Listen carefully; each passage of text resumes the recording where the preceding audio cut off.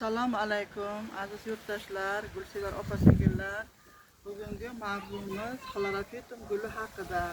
Xlorofitum bu eng zo'r, foydali, parvarishi oson gullardan biri hisoblanadi.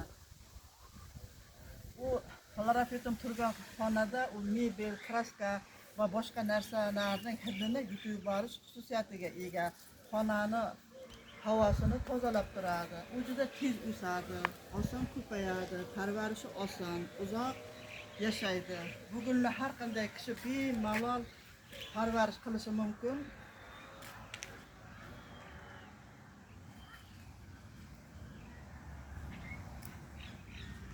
Agar xlorofitum tuvakda juda uzoq turib qolsa, tuvakni butunlay egallab oladi. İçidagi tuprog'ini butunlay yeb yuboradi.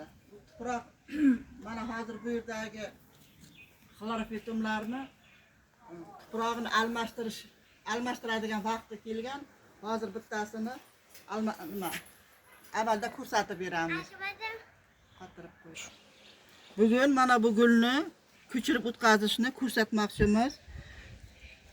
Mana barglarning uchi sarg'ayib qolgan.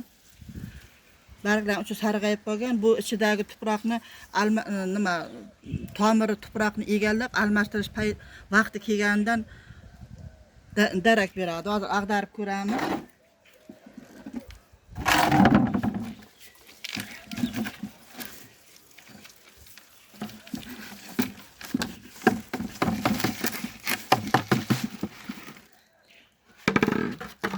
Mana tomiri egallab olgan.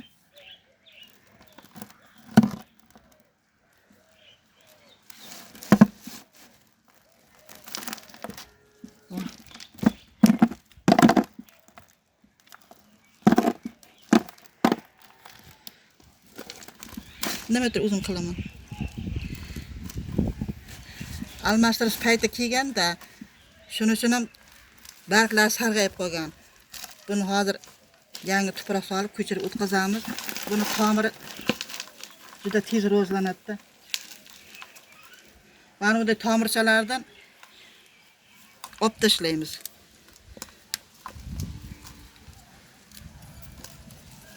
Qolgani ham yetadi.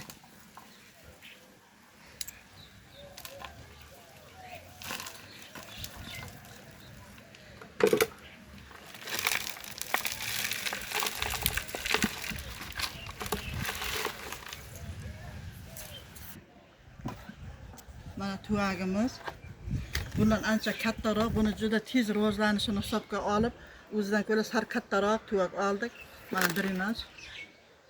Endi tagiga tosh solamiz.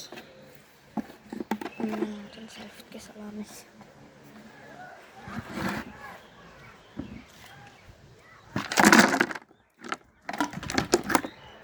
Tuvak tayyor. Endi ekadigan tuproq tayyorlab olamiz. Mana bir hissa bargli tuproq.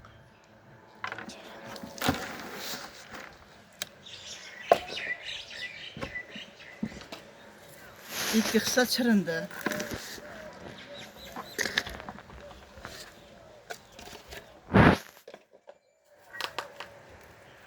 Bir hissa qum.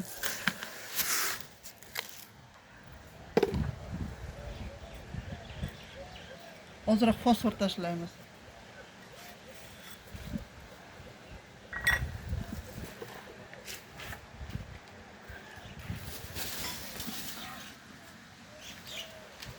Pinoplastdan uchratamiz.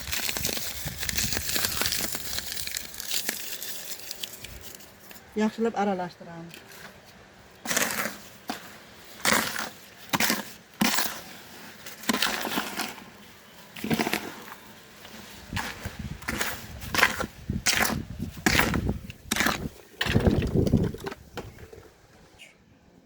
Yana bir hissa mana chirigan, yarim chirigan yog'och bo'laklaridan solamiz. Yaxshilab aralashtiramiz.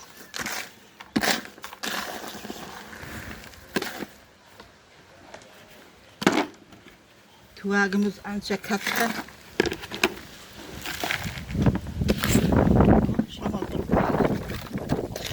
Aytdim senga tezroq bo'laylik deb.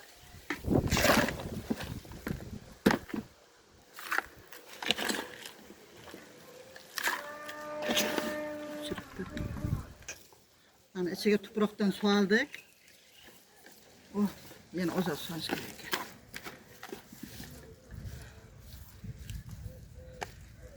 Mana o'chani ham o'da qara.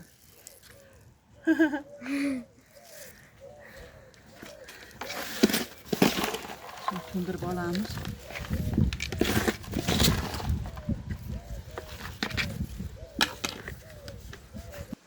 Mana gulimizni ekib oldik.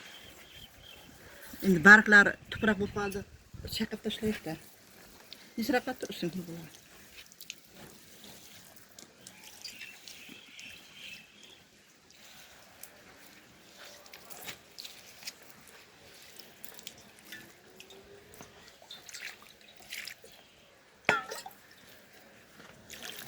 Endi tomosha qilib turganlar aytishi mumkin bu perlit solmadi, vermikulit solmadi, yo biogumus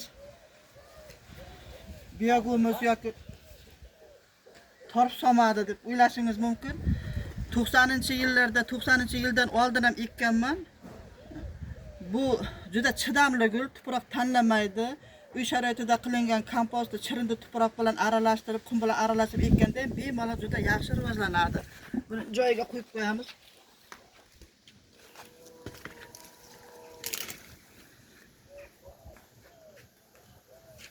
Mana oppoq gullaydi. Gullarni ko'rsak. Gullari chiroyli bo'lib, oppoq bo'ladi. Mana bu yilgi ditishkalar, bular ditishkasidan ko'paytiriladi-da. Mana bular bu yilgisi. Bulardan ko'paytirib bo'lmaydi. Bular chunki hali juda maydaroq. Mana bulardan bemalol ko'paytirib bo'ladi. Bular 2 yillik ditishka bo'lachalari. Buni suvga ta'mirlatmay shunday eksa ham tuproqni namlab tursa bemalol olib ketadi va mana yaxshi gul bo'la oladi. Bularni endi olib tashlash kerak. Videoga olamiz deb yulmay turuvdik. Nimaga ko'rsatamiz deb. Bularni hammasini olib tashlasa ham bo'ladi yoki bitta ikkita maydaroqlarini olib qolib, kattaroqlarini olsa ham bo'ladi. Chunki bu tuproqdagi hamma kuch bu ditishkalariga ketadi-da. Bular rivojlanishi uchun. Bular ko'plik qiladi. Keyin o'simlikda o'zi charchab qoladi. Mana bittasida mana 1, 2, 3, 4, mana 5 tagacha qilgan. Mana bularda 3 tagacha qilgan. Mana daraxtni mana gulni uchlari mana bunda sarg'ayib qolganda, sarg'ayib qolgani o'chiribdi. Barglarning uchi qavrab qolgani, nima, tuyak torliq qilgani, tomirlari nihoyatda o'zgarib ketganidan rivojlanib ketganidan dalolat beradi. Bularni kesib tursa bo'ladi. Kesgan payti mana shunday yashil qismidan qo'shib kesib tashlasa bo'ladi. Lekin nima, torliq qilavergandan keyin baribir yana sarg'ayib keladi. Shuning uchun tuyakni almashtirgan ma'qulroq. Yaxshilab ko'rsatib. Shuning bilan videoni tugatamiz. Videomiz manzur bo'lgan bo'lsa, like bosing, obuna bo'ling. Yana videolarda ko'rishguncha xayr.